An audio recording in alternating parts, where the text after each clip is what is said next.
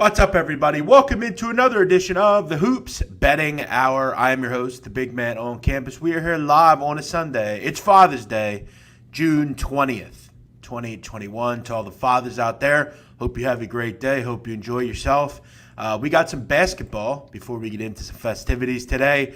Two games. We have a Game 7, late night, and we've got a Game 1, 3:30 on national TV. Suns Clippers, we'll get to that as we get that series going as well. Let's bring in our Sunday guest, Spread Astaire, who I believe is a father. It might be a stepfather. We'll have to ask him. Spread Astaire. Yeah, exactly. We got some doing? stuff going on today. Yeah, I got three that I take care of, so we'll be doing some celebrations. But fortunately, my girlfriend's kind enough to do all our activities in between the games, so Well, that's I'll get a nice. chance to watch both. So it should be a great day out here in Sacramento. Luckily, you're on the West Coast, so it's still very early for you. For you, for us, for a lot of us, there'll be a little lull. And look, I am one to look as I get older. I've said this before. Sports they don't get in, especially sports that don't involve a team that I have a strong rooting interest in. So, like for the Eagles today, if today was which it isn't, but. I still, you don't see your family that much as you get older. You kind of see them. I see my parents, try to see them once a week, but it's not always once a week. So, as far as today, we'll have a nice meal. Then, you'll go home, you'll watch. But again, I've kind of talked about, and I think with the Sixers tonight, 8 o'clock's late enough where, you'll be pretty much done by then. But we look at today's card, two games. We'll get into them. It's important, though, to talk about what we saw last night. And the Brooklyn Nets are out. See you later, Brooklyn. Head on home. Bucks go into Brooklyn with a shoddy road record and get the job done. The truth of the matter was, I don't know what the hell that overtime was. 10 total points combined scored in overtime. And Brooklyn only had 2 of them. Sorry, 8 total points in overtime, not 10. 8. Brooklyn had 2 points in the overtime period. 5 minutes, they scored 2 points. Pathetic. And look, outside of Kevin Durant, the same old story came to fruition for Brooklyn. They just didn't get much from the bench or anywhere else. In fact, they got no bench points last night. The only people that scored were Durant, Harris, Griffin, Harden, and Bruce Brown. Jeff Green gave you nothing. Shamet gave you nothing. Short rotations. Both these teams struggled with injuries. But it's Giannis Antetokounmpo that gets the last laugh. Shout out to Pat Connaughton, who came in and was the difference in the game spread. And that's what you need. Brooklyn didn't have that. Bucks had it. Kevin Durant, 50, what are you? I think at 49, 51, whatever. Either way, it wasn't enough. Brooklyn heading home. Disappointing. Yeah, I mean, it's so crazy, right? And we sit here and we'll obviously judge our performance as bettors and on the series, right? Even if you cash the Bucks ticket, you were a size 18 shoe to a size 17 away from not cashing that ticket, right? So I did bet the Bucks beforehand, and for those that follow me on Twitter, I'm sorry if I got a little emotional last night. I might channel my inner big man, and as I was really rooting for the Bucks. But I mean, it's really hard to pat myself on the back, knowing that if he steps back just a little bit more, it's a different outcome, right? And I lose the series.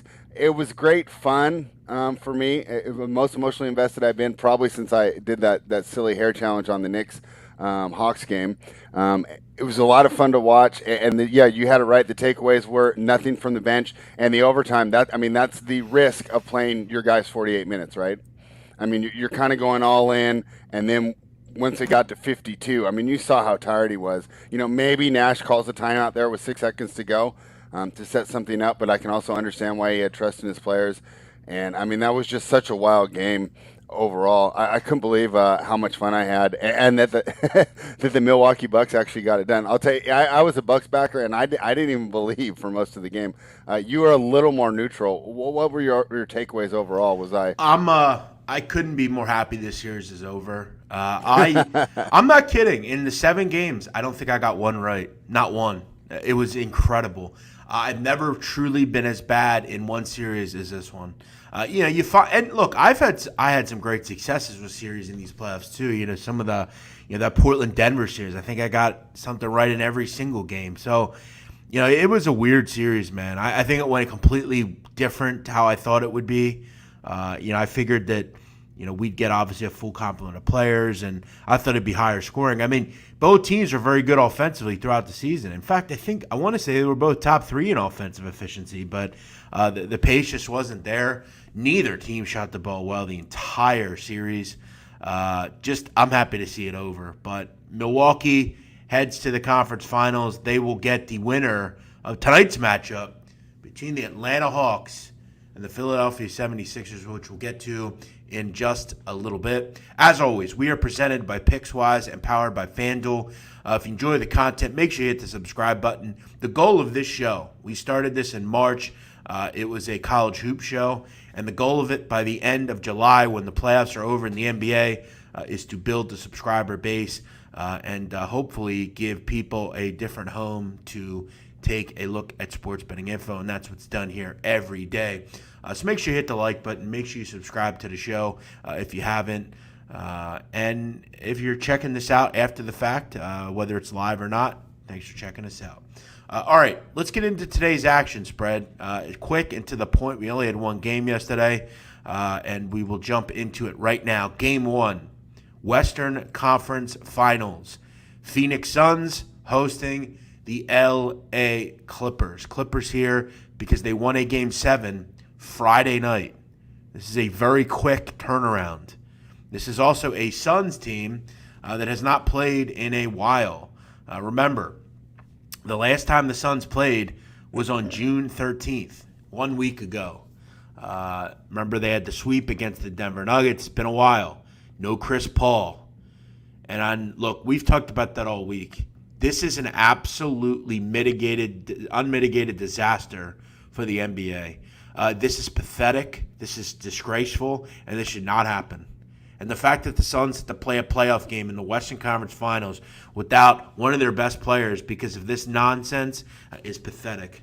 If this were LeBron James, this wouldn't happen, and that's the problem you have. It's really, really pathetic. But when you look at this game tonight, obviously, Spread, you look at the elephant in the room. It's the fact that the Clippers have a quick turnaround here. This is not easy. Had to travel, had to go on the road. But the Clippers have made some tough shots. They've been really good offensively recently. They've adjusted well. But here's one thing we know, that in both series against the Mavericks and in the last series as well, this team struggled mightily in the first 2 games of the series. It's almost like they've thrown the games away and said, you know what, let's just figure out what we have and go from there. Again, they haven't thrown games, but it seems like they have. It was ugly. This is a rough spot, though, for the Clippers. Obviously, the lines moved considerably because of no Chris Paul.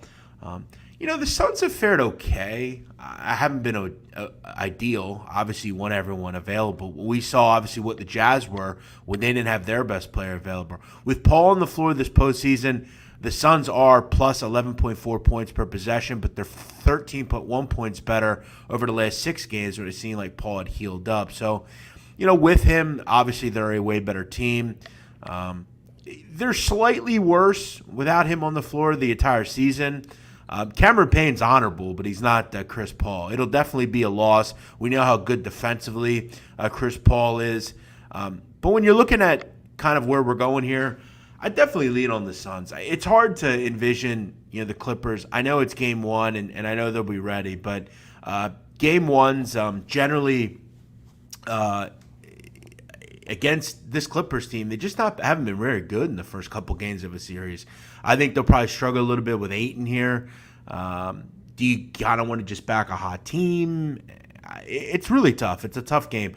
I lean, though, when you're laying 4 here, I lean on the home team here. I think they find a way, but this is not an easy game. Yeah, Jeff, I want to just basically reiterate the points you made because you're spot on. Number one, it's an absolute joke that this is starting today, and it's the afternoon game. It's not even the evening game. Right. I mean, I understand. Let's have Game 7 in the evening, but obviously the 2 extra days would have helped Chris Paul and the team. The 2 extra days would have definitely helped the Clippers. Now they're going to play every other day since like the middle of May. I mean, it's just terrible scheduling. And then the other thing that really makes me mad is that they missed the opportunity to have a Game 7 on the 4th of July. We'll never get this opportunity ever again. If it would have been a Game 7, they would have started on Tuesday, and then Game 7 would have been scheduled for the 4th of July. I'm really disappointed about that. Okay, that being said, we get our rants out of the way. Me and Jeff both don't agree with the NBA scheduling, but that's the way we did, and we have to handicap it that way. So I went back and I watched the third game this morning with no Kawhi Leonard, but Chris Paul did play. And I told you before we started, it was tough for me to get takeaways from that game because Chris Paul's impact on the game was so heavy that it was really hard for me to take away some things to look at. Things I did notice, I do think Zubac's going to need to get running in there. Ayton seemed to really punish the small ball lineups without him, and Zubac seemed to run okay. Campaign is all right. The thing is, he's not Chris Paul, so he's still going to give you a solid contribution.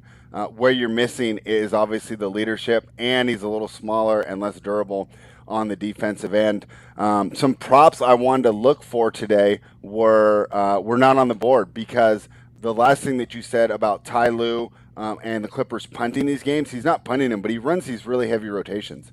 Right, so I expect to see a 10-man rotation today. I think DeMarcus Cousins will be back in the game. We see some Rajon Rondo. I went to check over on FanDuel. They didn't list either of those guys. Those were two guys I would target here.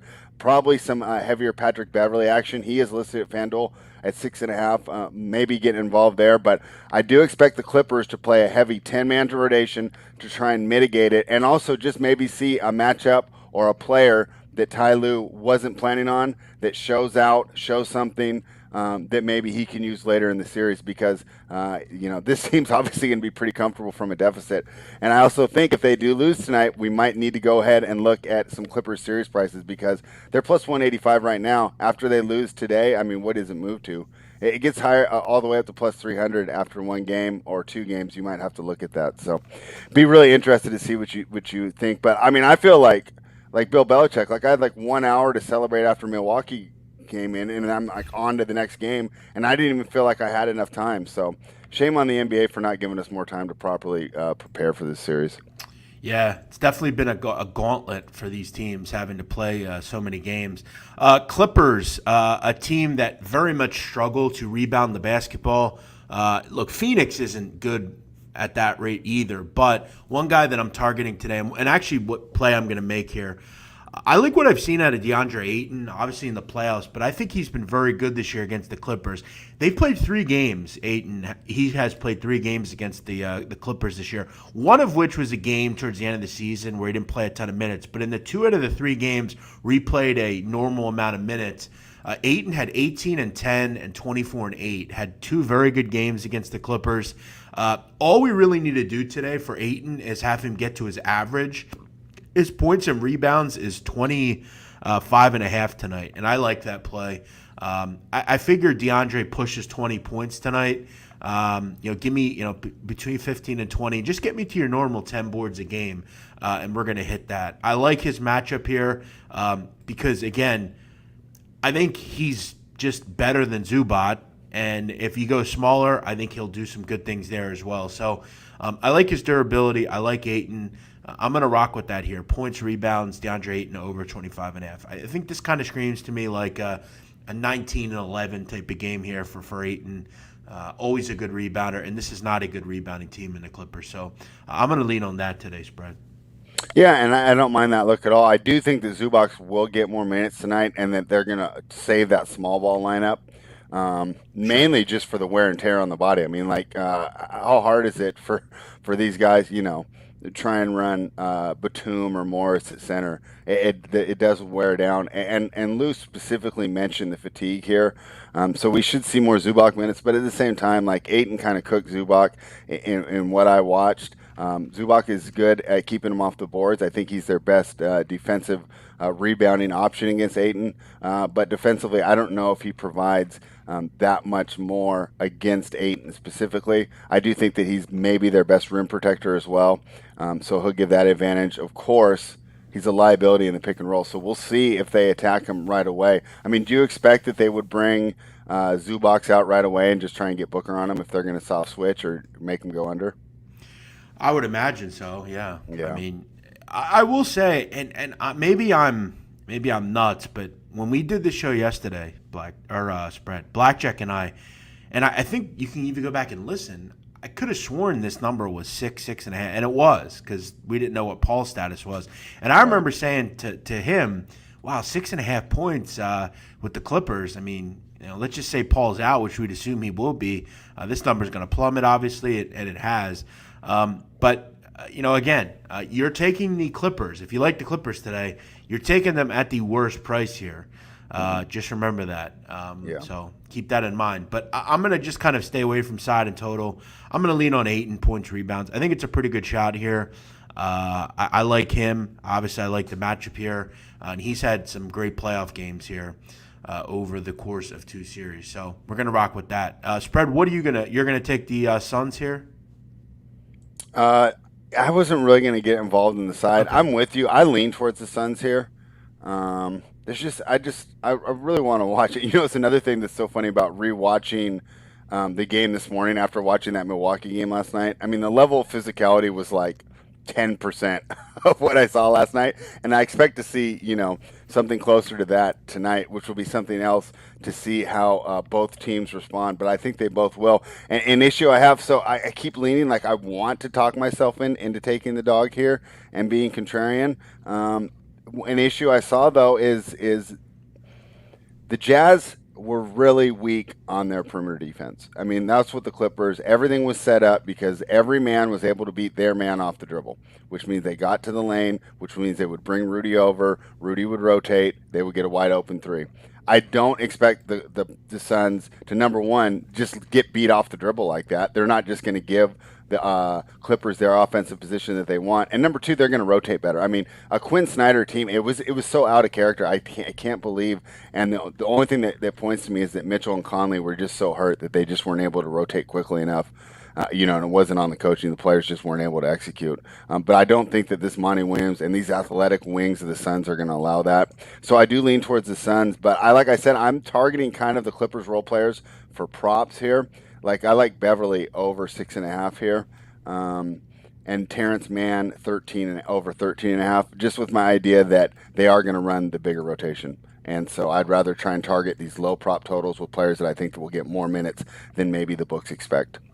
Makes total sense. All right, let's move on here. Obviously, series just starting. We got plenty of time to tinker with that. So again, remember though, this is a quick turnaround, very quick turnaround in the NBA.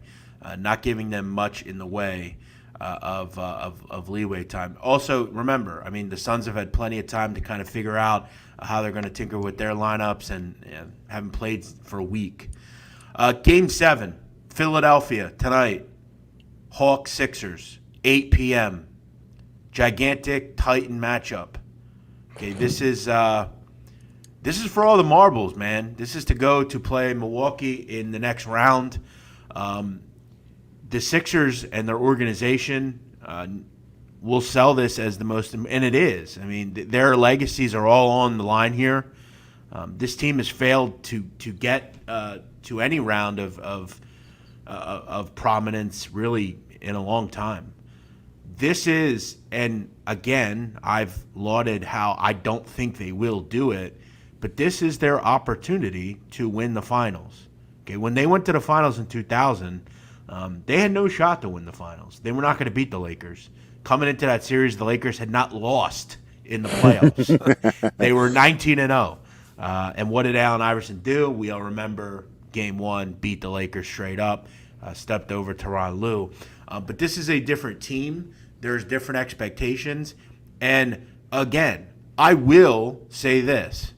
On paper, if I didn't know anything about this team and I just looked at their stats and the kind of players they were, I would say, well, this team should probably be a team that we all regard as a team to get to the finals. But this is a team that under pressure fold. And I will say the other night, it's a great win. It was a big-time win. They had to have it, and they got it. But the Philadelphia 76ers continue to live very close to the sun. They continue to luckily get performances out of Shake Milton and Tyrese Maxey. We've seen time and time again Ben Simmons fold and not even be involved under pressure. It's a situation that they're going to live and die by.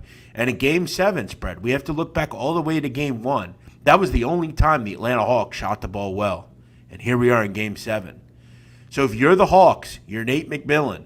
And I don't think the Hawks really play like this and worry about, I don't think they have low-end games just because they're not really in the predicament to do that. But this is a team that believes they could come into Philadelphia and win. They've already done it twice, including that big Game 5 comeback. When you look at this number today, it was 7. It's down to 6.5, which I think is, if you're a Sixer better, a bit concerning. Obviously, you don't want to see the number go back just because you'd assume most money is on the Sixers here. I want to get your opinion here. How do you think this game shakes out? I'll kind of give you my thoughts. I have been, let's just be honest and go back to Game 6. The Hawks just couldn't make shots. I mean, Bogdan Bogdanovic has not shot well recently. They weren't getting, outside of Trae Young, really any production from anywhere. They missed a lot of free throws, which isn't really something that they do. They were right in the game, though. They can play with the Sixer team.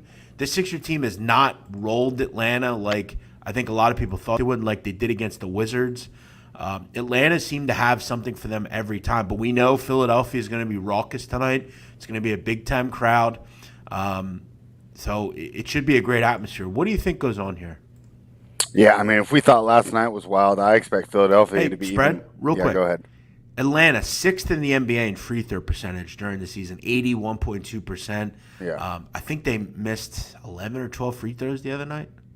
Yeah, that was wild, especially at home. And if they had problems in Atlanta, they're really going to have problems tonight because, as I say, if you thought Brooklyn was rocking last night, a lot of those fans aren't like Philadelphia fans, right? They're kind of new to the team. Tonight's going to be 30 years of frustration. I mean, 1983, how long ago was that, right? This has been building up for a while, and Sixers fans are a different animal, right? I mean, they are loyal, true blue to the end, and they love this team. It's going to be wild tonight. As far as the actual game, I do like Atlanta to keep it close. I see them; they've taken a little money. I think that makes sense. I still like them at plus 6.5, but I like Philadelphia to get it done. I think that towards the end of the game, it will look like maybe one of those older games back in the 80s, the last time the Sixers won the championship, when I trust the guy in the post to get the easy, high percentage shots rather than relying on, the step back three, which is great, and analytically it's awesome. But if you're down by one, give me the 50% shot over the 33% shot. I don't care if it's worth 3, right? I only need 2 points. So I like Philadelphia to get it done here tonight. I like Atlanta to cover. And I think the game goes under. So, there's 2 different ways to look at this, and I haven't decided yet. And I'll tell you what, Bogdanovic is going to have a lot to do with it because I won't play Atlanta if he sits. I might even wait to try and get some video of him in warm-up because I think he's huge to this team. If he sits, maybe a money line, a Philly money line parlayed with the under because I think that there's going to be nerves. I think the game's going to be super physical, right? We saw it last night. I mean, how do you officiate that game? There's 3 fouls on every play, right? I mean, these guys are playing so rough, so physical. So I like the under here as well, and I think that Philly gets it done in a close game. Yeah, the game the other night from I watched kind of I wasn't sitting there watching the entire game. I watched kind of the condensed highlights. It was seemed like really rough kind of game. Yeah, did you see John Collins put Embiid in a headlock while he's dunking on him and they are definitely they're not going to be hanging out in the off season.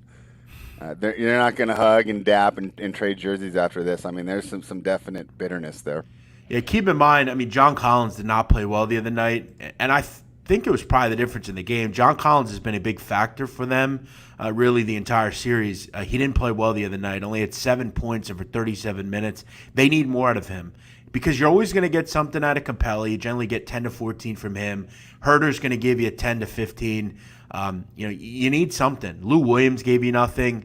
Gallo was good, but you need, if you're not going to get anything out of Bogdanovic, and look, Bogdanovic is playing tonight. There's no shot he didn't play, none. It's the NBA. It's Game 7. He's a tough dude. He's a tough Serbian guy, and he will be out there. Obviously, we know the NBA. You get the best care.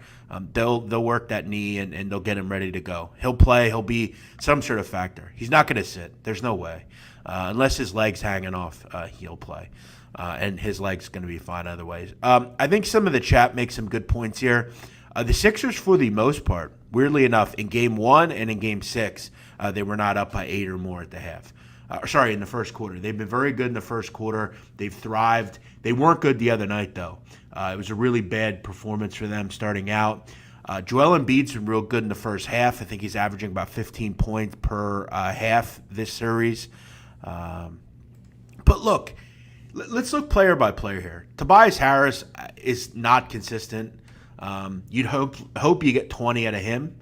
Korkmaz, he doesn't really give you much of anything. Embiid, you know you're going to get something out of him. Curry, you're going to get something out of him. Ben Simmons, you don't know what you're going to get there. George Hill, you don't get much out of him. Thibault gives you nothing offensively. I think this, and wildly enough, and I think Doc Rivers knows this, Doc Rivers doesn't have the balls to sit Ben Simmons. He doesn't, even though he should. And if I were to coach, I would. But Tyrese Maxey is the difference. If they win tonight, it's him. He's going to have to give them probably what he gave them the other night, because they just don't have the production anywhere else. You don't, and again, it could be Harris, but it's those ancillary pieces that generally find a way here to figure things out. Look, you're going to get Trae Young, you're going to get Joel Embiid, you're going to get Curry, and generally you're going to get John Collins, but it's those random guys that need to give you something. You need an ace defense performance tonight, hopefully, or do something against Embiid from Capella. You need Lou Williams or Onyeka Okongwu or somebody to step up and give you points where you're not going to get it. It's got to come from Bogdanovic or from Collins. They need to play better, and I think if they do, you're going to get something out of Trae Young. Right. I think if they play better, and I agree, I think the game's closer than people are going to lend it. Do I think the Sixers win? Yeah, there's really no excuse. They should. But, as I've said, and I will continue to say, this is a weak-minded team. Okay? And there's a lot of pressure in this town. All week since they blew that lead, it's been, this, it's been that. If they lose tonight, this could be a lot of Sixers' last games here. Because if you lose tonight, I don't know how you can justify continuing to do what you're doing here. And I think they know that. Ben Simmons, I'm not sure there's anything he can do. I guess he'd have to play super well tonight, but does he have it in him anymore? I don't know if he can do that. He just seems like completely, not that he was ever really high level, but he just looks completely disengaged. Yeah, it's weird. We appreciate honesty from athletes because usually they give us the canned answers. But he admitted it. My confidence isn't there. Really unsettling, right? For the number 2 player on your team. Some other points you made, Seth Curry, I think that he will show up. If I were to target a prop here on the other side, that's the guy I'm targeting, because I'll tell you what, that's Seth Curry for Josh Richardson. That's looking about as fair as the Herschel Walker trade, right? I still can't believe that he pulled that off and they're getting the production from Curry. I think if you're an Atlanta backer, Curry's a guy you definitely need to be worried about. You're right, Embiid is going to get his, and John Collins may be the key to the game. Even if Bogdanovic plays, right? We saw Conley play when he wasn't 100%. We saw Harden dragging himself out there. So, yeah, you're right. He probably does get out there. Is he going to give you that effort? I do believe that you're right. John Collins is the guy that's going to need to step up. Okongwu, you brought up a great point. And you know what McMillan's doing with him? He's using him to match the Howard minutes, right? That way Collins isn't getting beat up. That's why Capella's not in there getting beat up, right? Let's save these guys' bodies to go ahead and fight with the big man Embiid, and we'll let Okongwu wrestle with Howard, who's probably physically stronger and maybe a little physically more imposing than Embiid, although he has nowhere near the skills. So I love that move by McMillan. And overall, I'm just kind of reiterating a lot of your points that we know that both stars are going to show up. It's going to come down to the role players. Who's going to step up for which team? I do believe that as many problems as Philadelphia has had, they're at home. The place is going to be rocking. I think that they get the extra boost from their supporting cast more than Atlanta does. Yeah, it's a really tough ask to go into Philadelphia and win. Again, we'll see how it all shakes out. I have really no reason to believe, and again, this is just the negativity in me. Listen, as a fan, I think you get to a point where you just kind of get sick of it and get tired of it, and it gets old. And we'll see if they can. Because look, if they move on and beat Milwaukee, you like that matchup per se, right? We'll see. We'll see how it goes tonight. For me, though, I really don't have a play on this game. I think it's a really tough one. I lean Atlanta. I think Atlanta probably, if I'm going to lean on taking 6.5, I think it's just too many points. I think they're good enough to keep this close. I think this will be a great Game 7. I think this will be, you'd hope, a classic. One of those, not for six. Look, could you imagine if the Sixers find a way to end this late or not a buzzer beat, but it would just be, and at the end of the day, it would be deserving. I really do hope they do it, because for a fan base that, they are delusional at times, and I don't love this new fan base, but there's no better fan base in America than Philadelphia, and I they live and breathe with every team, and I won't pay to go down there and watch it, but I hope they get their money's worth, and I hope they get a win here, because they're a passionate fan base, and they deserve it. And look, they're trying to change, I think, the narrative of what the persona of Philly fans is. All we hear is negativity about how terrible Philly fans are, and I think they're trying to change that narrative. So we'll see how it goes tonight. Should be a great one. Spread, your play in this game. What are you doing? You're going to take Atlanta? Yeah, I'll take Atlanta. At FanDuel, they're still at 6.5. So, what do you think? I think that if you're with me and you're on Atlanta, just chill for a couple hours, right? The Philadelphia money's going to roll in. Would you agree, or do you think I should grab that number right now? Yeah, I definitely think the money is gonna start rolling. So I'll wait for it to go back to 7. Usually, when the books have opened a number and they already have liability on a number, they're not very hesitant to move it there. If it's a brand new number, like going to 7.5, I don't know if I see that happen, because that's a whole new level of liability. But to move back to a number that they've already taken action on usually happens pretty easily. I'll take Atlanta. I hope to get 7. So I'm going to go ahead and gamble before the gamble, wait a little bit, and see if I can place that a little later. But give me Atlanta plus the points here.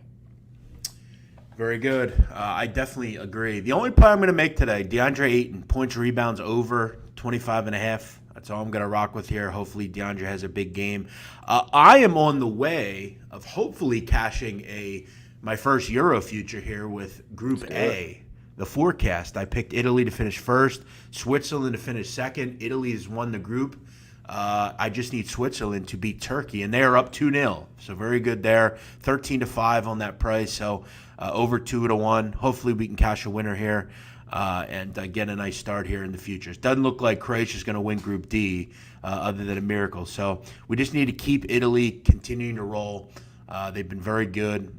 Very happy with where I'm sitting with that 10-1 future on the Italians. Okay, Spread Astaire, best bets. You just gave out one play. You like the Hawks. I think it probably goes back to 7. So it's actually at 7 at FanDuel right now. Did it just move? I refreshed it right before I gave my. Oh, it just moved to 7, and that's within the last a little bit of juice. It's at -112 at FanDuel, but I'll go ahead and take that. I'm used to paying -110. The extra 2 cents or whatever doesn't really bother me. Give me Atlanta plus 7. And then my other best bet for the day, because I want to have a little action, right, on their game. Give me Patrick Beverley over 6.5.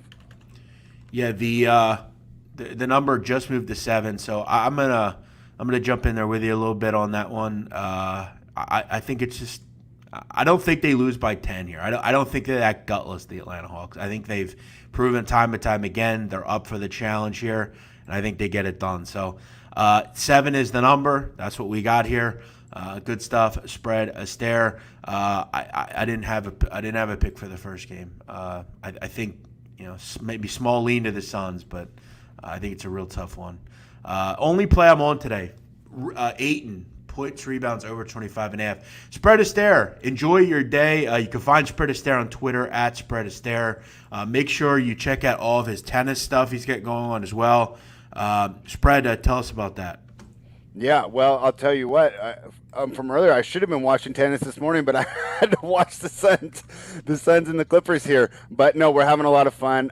Kicking off the second week here, so we'll have 2 more weeks of the build-up to Wimbledon. I'm doing the content, and we'll be wrapping up. I do also do tennis content on the Net Worth Pod, so you can find us over there. And we will be previewing the tournaments and giving out outrights as we build up to Wimbledon. And then the good thing for me is right when NBA ends, tennis will head over to America. It'll be back on ESPN.